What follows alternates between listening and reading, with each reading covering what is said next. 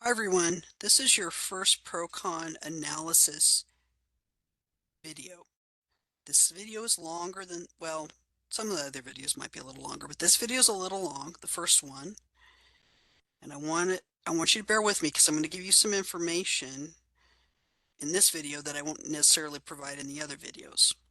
First off, this video is to help you complete this assignment and get the full 5 points. You're going to provide your answers in the text box on Canvas. And I've given you an example of a student from the past, Jen.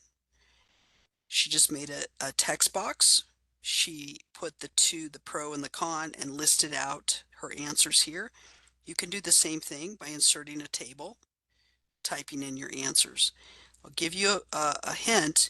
If you open up one tab with this video, and you open up the other tab with your text box here where you're going to put your answers, you can pause and play the video and type in your answers. Some of you are thinking, wait, she's going to give us the answers? Yeah, I'm actually going to provide you the answers. We are going to analyze this pro-con.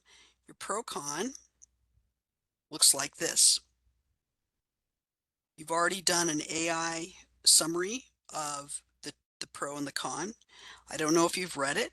Hopefully you've read it. I don't know if you've read it. And this first time through, I'm going to read the whole pro and read the whole con, talk about the evidence. It's not very exciting. There's no pretty pictures. It's just the text on the screen and my voice. So you might be asking yourself, why is she making us do this? This doesn't make any sense. Well, the reason is if we were in a classroom together, each of you would have printed this off. You'd have it at your table with you. We'd be working in small groups. We'd be going through this together. I'd be talking about, you'd be writing notes. You would have the notes with the analysis of the evidence on your paper. So when it came time to write your final argument, you would have those notes. But we're not in a classroom together. So I could say to you, go read this, find the evidence, identify the evidence, and analyze the evidence for weaknesses. But I don't know that any of you would, or that you would even understand it. Or I could make this video and say, okay, watch my video. I'm going to go through the argument. You're going to listen to me give you the answers. Now use that to help you write your final argument. I don't know how many of you would watch the video. I wouldn't watch this video if I didn't have to. And by the way, put me on 2 times speed. Enable the captions. It will go much faster for you that way. So I'm doing this because I want you to pay attention to the actual argument and the evidence in the argument. This is the easiest way to do it. So again, you'll play the video, pause and play. You're going to write the answers, which I will give you in your text box, and hopefully get the full 5 points. When I score it, I will then actually upload the answer sheet. So you will have a physical or a digital copy of the answer sheet that you can refer back to. But I won't upload that answer sheet until you have submitted your answers. The other thing I'm going to do with this video is I'm going to actually read through the pro-con. I won't read through it entirely in subsequent videos because there won't be any need to, but for this first one, I want to read through it all together. I've also given you a link to this box, which is the type of evidence that you found in your notes. You recall we learned about the 3 categories: factual, opinionated, and combination, the 4 types of evidence that are factual: data, statistics, artifacts, objectively obtained observations, the 4 types of opinionated: expert opinion, research study, testimonials, and personal, and the 2 types of combination. So what we're going to be doing is using this chart to help us identify the kinds of evidence that each individual is using in his argument. So I'm going to stop sharing here for a minute. And one other thing, or did I already say that? Yeah. Make sure that you understand that you can click on the hyperlinks here in the copy that you have. All these hyperlinks take you to the sources of their evidence. In the olden days, they used to just cite their evidence, but now with digital technology, people just hyperlink. This will also give you the full report, which you will read eventually this semester. And for each individual, for their credibility, it's also linked to their organization, so you can read about the organizations. You can try to ferret out any kind of bias that might be in it. So that's your report. And again, you may want to print it off, you may not. I don't know. But what I'm going to do now is I'm going to stop sharing for just a minute. See my happy little face there. And instead, I'm going to share, if I get it, the actual answer key. This is the actual answer key that you will get a copy of once you submit your answers, hopefully all the answers. So again, the answer key, the hyperlinks aren't active, by the way, just so you know that. So here's the thing. This isn't probably the most exciting argument, really. In the last 5 or 6 years, basically post-COVID, I've avoided controversial subjects because I'm just tired of having to battle students who get easily offended. So this is hopefully not too controversial of a subject. But anyway, it's not super exciting, but please just bear with me, and I'll go through it. I'll make some commentary, point some things out to you. You type down your information, and we're good to go. So here we go. So Susan Larson asked the question in her CQ researcher report on criminalization of homelessness: are camping bans an effective strategy to address homelessness? So Devin Kurtz answers in the pro. He doesn't specifically answer, but he implicitly says, yes, camping bans are an effective strategy to address homelessness. He's the director of public safety at the Cicero Institute. You can click on the link and figure out what the Cicero Institute is all about. First paragraph, he says, prohibitions against homeless individuals sleeping on the street do not in themselves end homelessness. You may wonder why he has the word end in quotations. I think he's using it in quotations to emphasize the fact that it's ambiguous. What does it mean to end homelessness? At what degree do we count it as ending? He goes on to say, camping bans are, however, essential to a community's effective response to homelessness. The reason is straightforward. Some portions of the most dysfunctional, least enfranchised homeless individuals are known as, quote, shelter or service resistant. Now, those phrases are in quotes because he's using jargon related to this particular research area. No matter how persistent the outreach or enticing the offer, these individuals will simply refuse to give up their encampments. It is with this population that the prohibition against camping is most important. He goes on to say, according to the U.S. Department of Housing and Urban Development, between 2018 and 2023, the United States saw a 32% increase in the number of homeless people living on the street, nearly twice the increase as homelessness overall. So what is this? This is his first piece of evidence, evidence one. Within that evidence, he's using data, 5 years, and statistics, 32%, and a statistical phrase, twice the increase. His source, if you were to click on this link, will take you to the Housing and Urban Development website. He goes on to say a rapidly growing portion of the unsheltered homeless population are suffering from severe mental illness, chronic substance use disorder, or both. Homeless people struggle with any of those disorders are far more likely to live in tents and sleeping bags on the street. These disparities are of significant concern when considering the effectiveness of voluntary services and outreach to the homeless. Next paragraph. The challenge of getting the most disordered and least abled homeless individuals into treatment contributes to a low success rate of voluntary outreach. Researchers published in the Journal of Experimental Criminology found that less than 1/3 of individuals living on the street who are offered services or treatment accept those options. So this is his second piece of evidence. It's a research study which uses statistics. He's reporting out the 1/3 of individuals, less than 1/3. And because it is a research study that has to be written by researchers, if you were to click on this, and by the way, it's a very dense study, but I read it, it was difficult for me. You'll notice that Radcliffe and White are the two authors of this research. Source is the Journal of Experimental Criminology. He goes on to say the stakes of failing to get someone to accept an offer to leave the streets are high.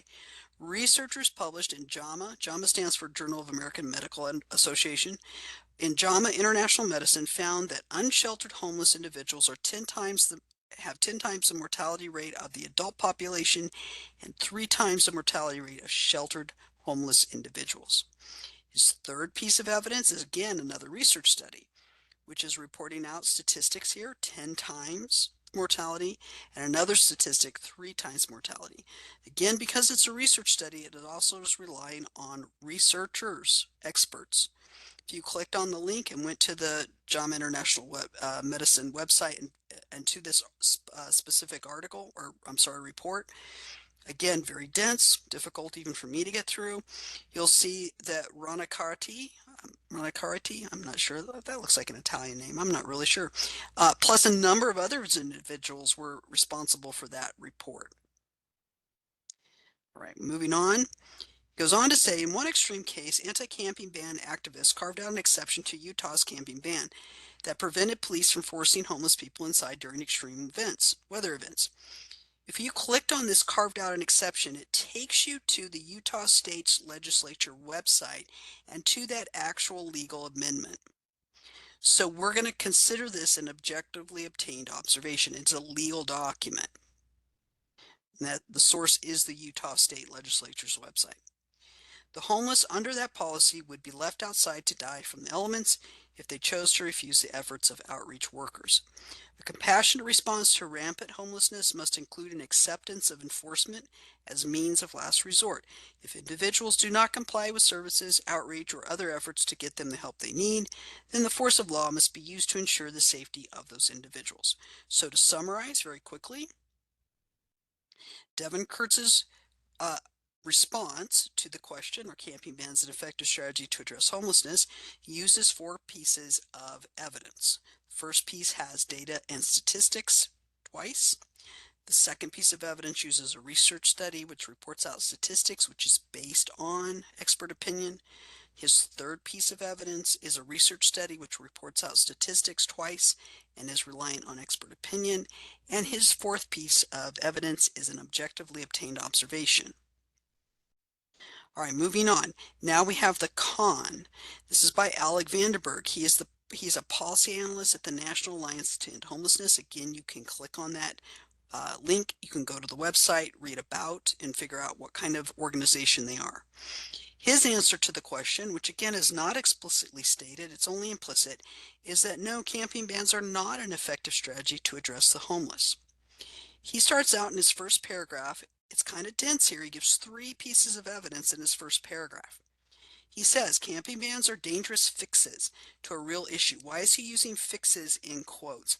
Again, I think he's using it to be a little sarcastic with the idea that you can't really fix, like repair completely, homelessness. The rent is too dang high. At a time when housing issues are top of mind, evictions are soaring, and incomes cannot keep up with rent. We need real and permanent solutions to this housing and homelessness crisis.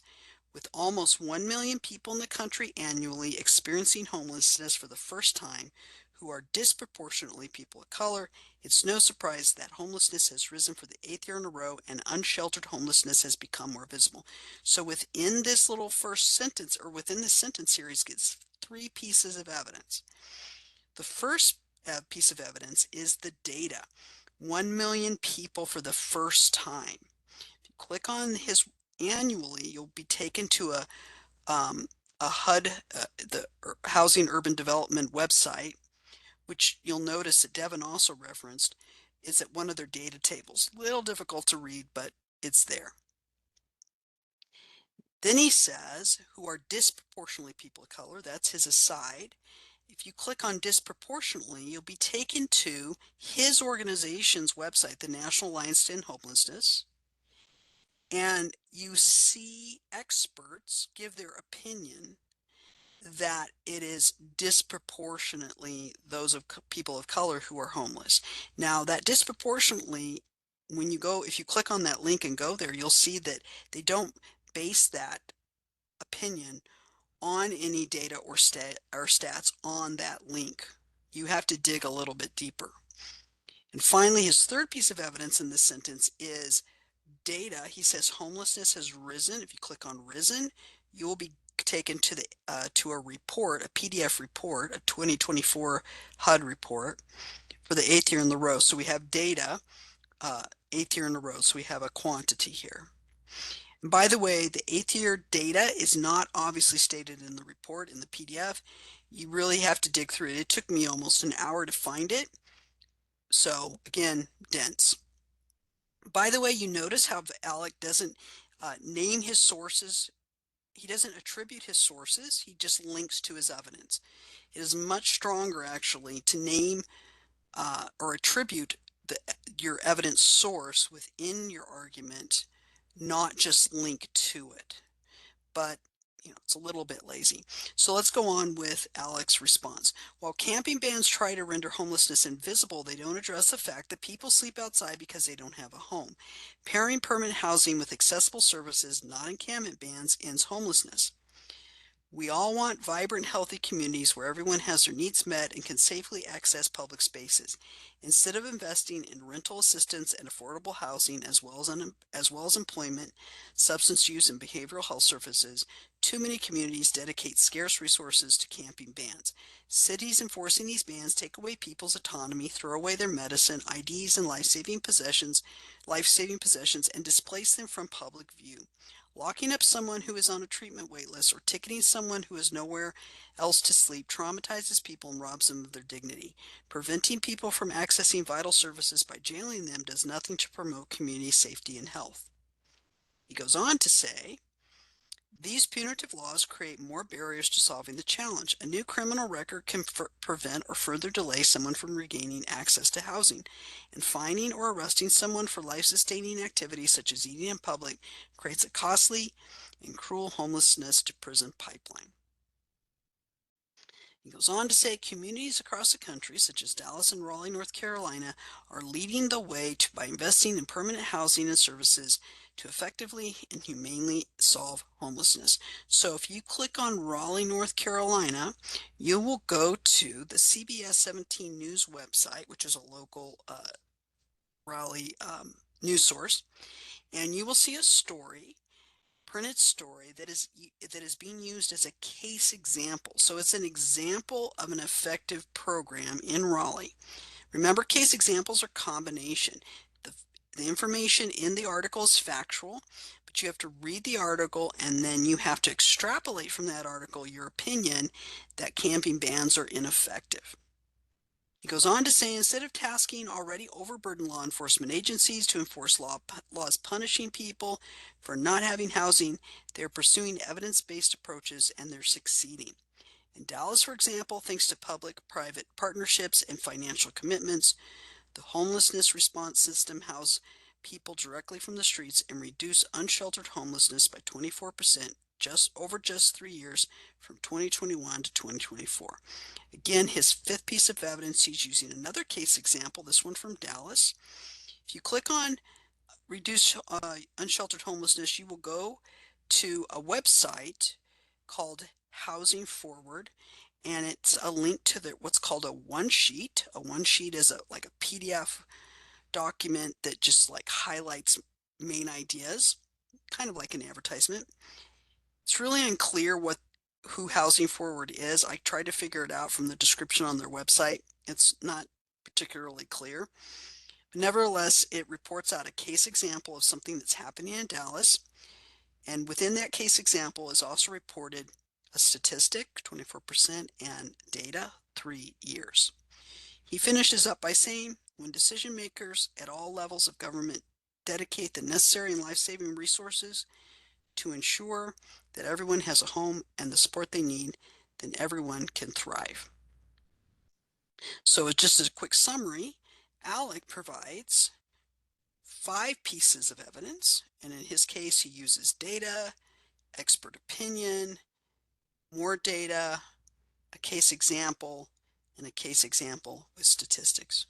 Don't forget I've given you the citation information there. Okay, so that is the answer sheet.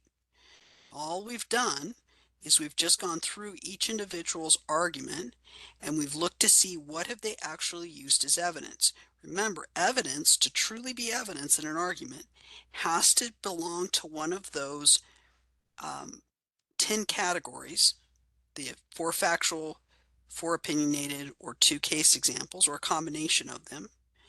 And it has to be verifiable, whether that's through a citation and a reference or works cited page, or whether it's through a direct hyperlink. It has to be verifiable.